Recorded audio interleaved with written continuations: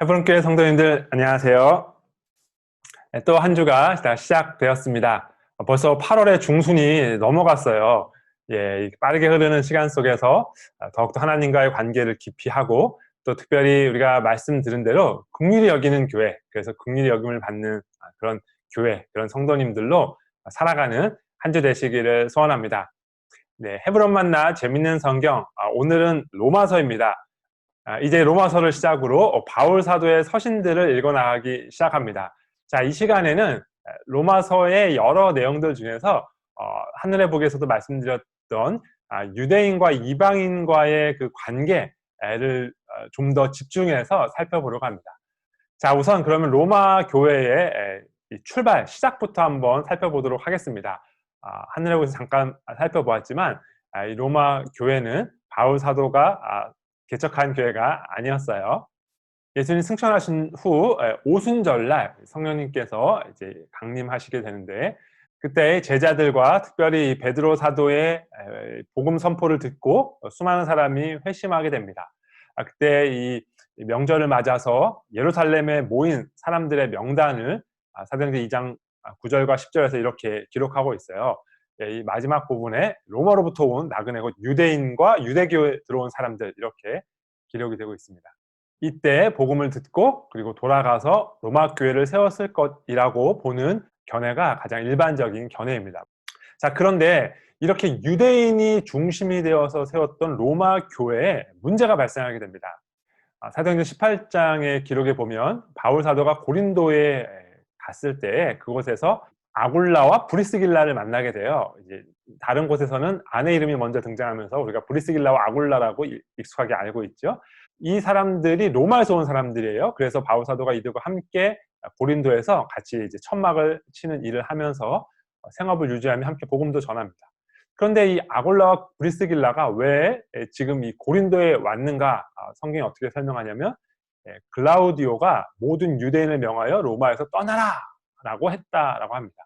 유대인들이 로마에서 여러 갈등을 일으켰던 것으로 보여요. 그래서 유대인들을 떠나라 라고 해서 로마에서 떠나게 되어서 로마를 떠난 아골라 브리스길라가 고린도로 오게 된 것입니다. 이것은 일반 역사책에도 기록되어 있는 사건이에요. 이때 로마 교회를 세웠던 그리스도인이 된 유대인들도 할 수 없이 추방을 당해서 떠나게 된 것이죠. 자, 그래서 처음에 로마 교회를 개척했던 유대인들이 모두 로마를 떠나게 됩니다. 그리고 그 자리를 뒤늦게 그 교회의 일원이 된 이방인들이 이제 차지하게 되죠.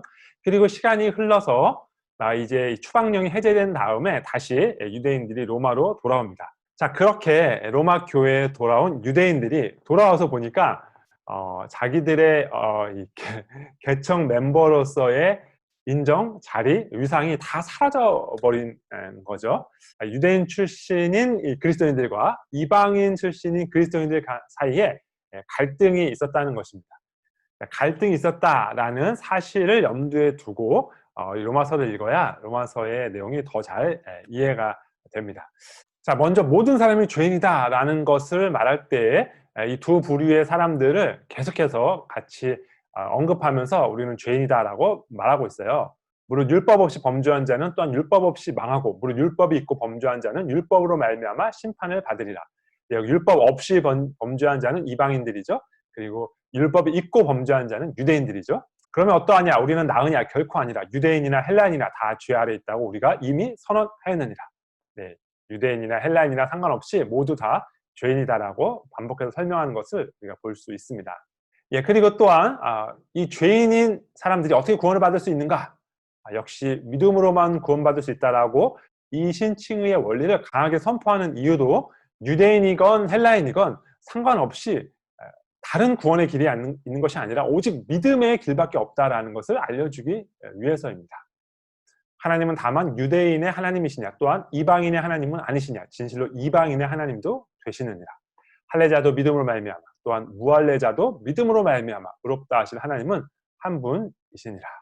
네, 이렇게 이방인과 유대인, 헬라인과 유대인, 무할례자와 할례자, 이렇게 여러 표현은 다르지만 동일하게 유대인이나 이방인이나 다 오직 믿음밖에 길이 없다, 이렇게 선언하고 있습니다. 네, 로마서에서 아주 중요하게 이 이신칭의 원리를 설명하는 예로 아브라함을 들고 있죠. 예. 근데 아브라함을 설명하면서도 역시 이 이방인과 유대인의 차이를 없애는 그런 원리로 사용이 되고 있습니다. 아브라함이 믿음으로 의롭게 되었다라는 거죠. 그런데 그게 언제 그렇게 되었느냐? 10절이에요. 그런지 그것이 어떻게 여겨졌느냐? 할례시냐 무할례시냐? 할례시가 아니요 무할례시니라.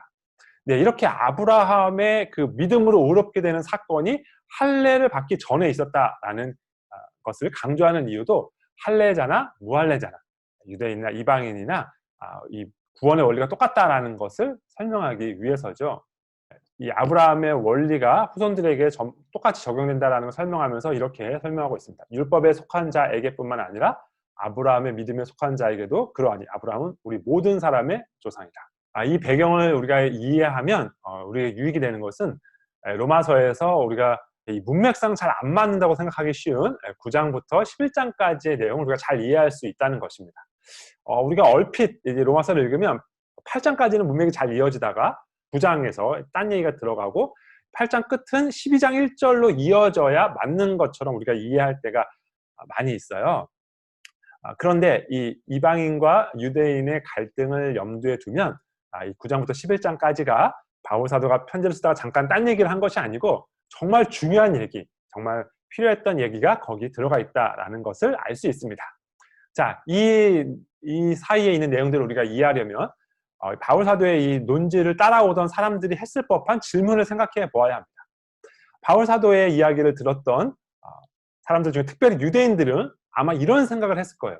유대인이나 이방인이나 아무 차이가 없다고? 다 믿음으로 구원받는 것이라고? 그러면 유대인들은 하나님과 언약을 맺었던 특별한 민족으로서 유대인들은 어떻게 되는 것인가? 우리가 잘 알듯이 구약 성경에서는 분명히 하나님께서 유대인을 선택하셔서 하나님의 나라를 세우셨잖아요. 그 하나님의 나라의 이야기가 구약 전체 이야기잖아요. 그런데 하나님의 나라 백성이었던 유대인이나 다른 민족이나 아무 차이가 없다라고 하면 도대체 하나님과 유대인이 맺은 언약은 어떻게 되는 것일까? 라고 물을 법한 유대인들에게 바울 사도가 대답하는 것입니다. 그래서 9장에서 바울 사도가 이제 이 질문에 대답합니다. 그러나 하나님의 말씀이 폐하여진 것 같지 않도다. 유대인이나 이방인이나 다 구원의 방법이 똑같다고 해서 하나님께서 유대 민족과 맺었던 이스라엘 민족과 맺었던 그 언약이 폐해진 것은 아니다. 이렇게 대답하고 있습니다. 어떻게 그런가? 이렇게 설명하죠. 아브라함의 씨가 다 그의 자녀가 아니라 오직 이삭으로부터 난 자라야 내 씨라. 하나님께서 분명히 아브라함과 언약을 맺었어요. 그런데 아브라함의 자손 전체에게 그 언약이 적용된 것이 아니라 아브라함의 자손 중에서 이스마엘은 아니고 이삭에게만 그 언약이 적용되었다는 것이죠. 그것처럼 이 유다 백성들, 이스라엘 백성들 모두에게 하나님과의 언약이 적용된 것이 아니고 오직 약속의 자녀에게만 이 언약이 적용된 것이다 라는 것입니다. 약속의 자녀, 믿음으로 살았던 사람들에게 적용된 언약이라는 것이죠. 네, 그래서 사실 우리가 성경을 조금 더 자세하게 잘 들여다보면 구약은 물론 이스라엘 백성을 중심으로 한 하나님 나라의 이야기입니다만 이 하나님 나라에 있어서 더 중요했던 것은 하나님의 백성이라는 그 혈통적인 백성이 아니라 그 백성들 중에서 하나님의 주권을 인정한 하나님의 말씀을 따라 살았던 그런 하나님의 뜻에 순종했던 믿음으로 살았던 그 하나님의 백성들, 남은 자, 바로 이 사람들이 하나님과 언약을 맺은 참된 이스라엘이었다라는 것을 우리가 구약을 통해서 충분히 볼 수 있어요. 바울 사도가 그것을 지금 논증하고 있는 것입니다. 자, 이렇게 바울 사도의 논증을 듣고 있던 이방인들은 아마 이렇게 생각했을지 모르겠어요. 유대인들 자기들 무슨 뭐 특별한 권한이 있는 것처럼 막 어깨를 들썩이고 하더니 꼴 좋다. 이렇게 생각했을지 모르겠어요. 그런 사람들을 염두에 둔 듯이 바울 사도가 이방인에게도 이제 말씀을 전합니다. 이방인들을 향해 이렇게 말하는 거예요. 돌 감람나무인 내가 그들 중에 접붙임이 되었다. 그러니까 원래 하나님께서 이스라엘 백성들을 이런 감람나무로 이렇게 세워서 거기서 이제 하나님의 일을 하려고 하셨는데 여기에 이제 돌 감람나무를 들어다가 접붙였다라는 거죠.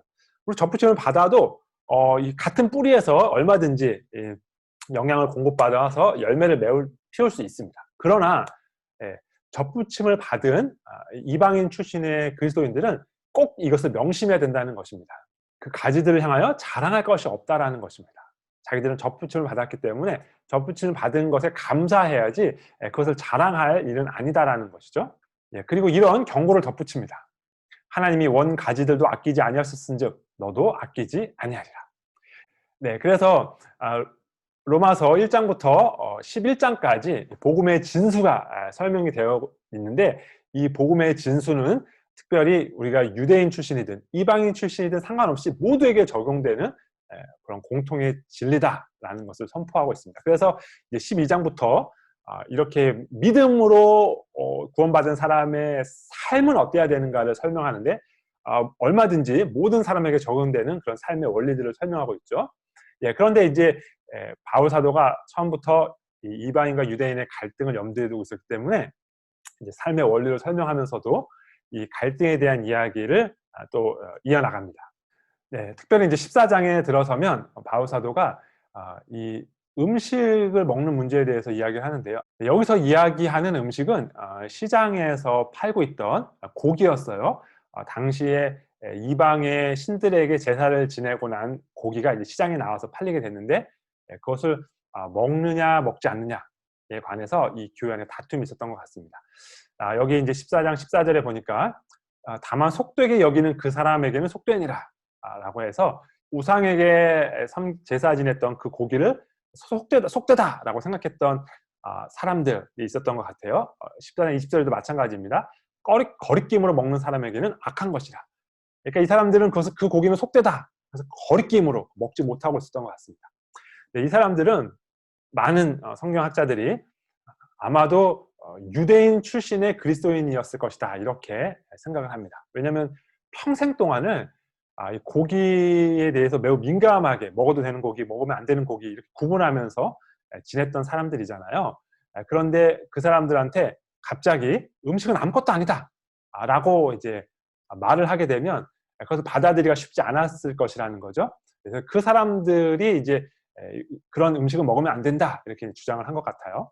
먹는 자는 먹지 않는 자를 업신여기지 말고 먹지 않는 자는 먹는 자를 비판하지 말라. 먹는 자, 그 무슨 우상에게 섬긴 우상한테 바친 고기가 무슨 의미가 있어? 우상이 존재하지도 않는데 아무거나 먹어도 돼.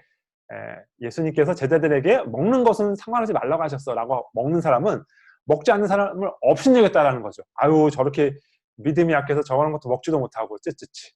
먹지 않는 사람은 먹는 사람을 비판했다라는 거. 어떻게 우상한테 바쳐진 고기를 먹을 수 있어? 라고 비판했다라는 겁니다.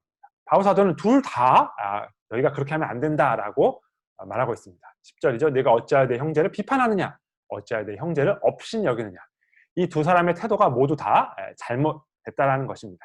자, 그러면 이런 태도는 잘못됐다라고 하고, 그러면 음식을 먹는 것, 우상에게 바쳐진 음식을 먹는 것 자체는 괜찮은 것인가요? 괜찮지 않은 것인가요? 자, 바울 사도가 이 이야기를 시작하면서 14장 1절에서 이렇게 시작합니다. 믿음이 연약한 자를 너희가 받되 그의 의견을 비판하지 말라. 믿음이 연약한 자에 대한 이야기를 하고 있습니다. 그리고 15장에 넘어가면 믿음이 강한 우리는 마땅히 믿음이 약한 자의 약점을 담당하고 이렇게 말하고 있습니다.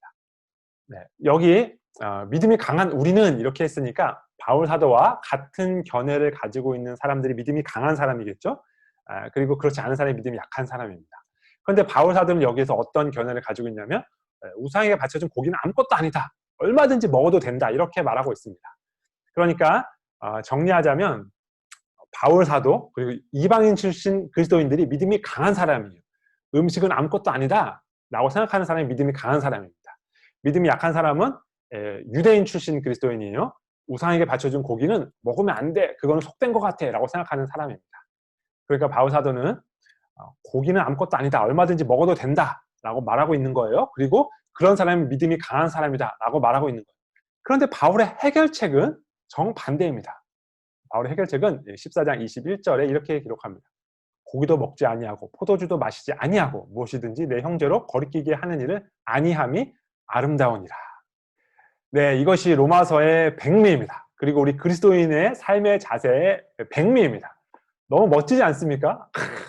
저는 정말 이것이야말로 그리스도인으로 살아갈 만한 그런 자부심이 느껴지는 아름다운 모습인 것 같습니다. 예수님께서는 음식은 아무것도 아니라고 하셨어요. 그리고 바울 사도도 음식은 아무것도 아니라고 합니다. 우상에게 바쳐진 고기 신경 쓰지 않고 먹으면 되는 겁니다. 그것은 우리에게 중요한 것이 아니에요. 더 이상 먹는 것은 우리에게 아무 의미가 없습니다. 그런데 그 먹는 것이 아무것도 아니라고 생각할 만한 믿음을 가지지 못한 믿음이 연약한 지체가 있다라는 거예요. 그럴 때 우리 그리스도인의 자세는 우리 믿음이 강한 그리스도인의 자세는 야 너는 뭐 이렇게 믿음이 없어? 먹어라고 하는 게 아니라는 거예요. 그러면 나도 먹지 않겠다. 이게 바로 그리스도인의 자세라는 것입니다. 얼마 전에 아주 아름다운 기사가 한번 난 적이 있었는데 아주 어린 학생이 백혈병에 걸려서 머리를 다 이제 밀어야 되는 상황인 거죠. 근데 자신이 머리를 민 게 너무 부끄러워서 학교를 안 가고 싶고 했었는데 할 수 없이 이제 학교에 가니까 자기 반 친구들이 모두 머리를 이제 밀고 그 친구를 맞이했다라는 거죠. 이것이 바로 그리스도인의 삶의 자세입니다. 더 맞는 것이 있지만 그것을 강요하고 자랑하지 않겠다라는 것입니다. 믿음이 역약한 사람을 위해서 나도 고기도 먹지 않고 포도주도 마시지 않겠다. 이렇게 생각하는 것이 바로 그리스도인의 삶의 자세라는 것이죠. 우리가 이런 자세로 살아가기만 하면 교회 안에 갈등과 분쟁의 문제가 없어지게 되겠죠. 오늘의 헤브론 만나 재밌는 성경 로마서는 여기까지입니다. 이렇게 우리가 함께 공동체를 세워가며 참된 믿음의 삶을 살아가는 성도님들 되시기를 소원합니다. 감사합니다.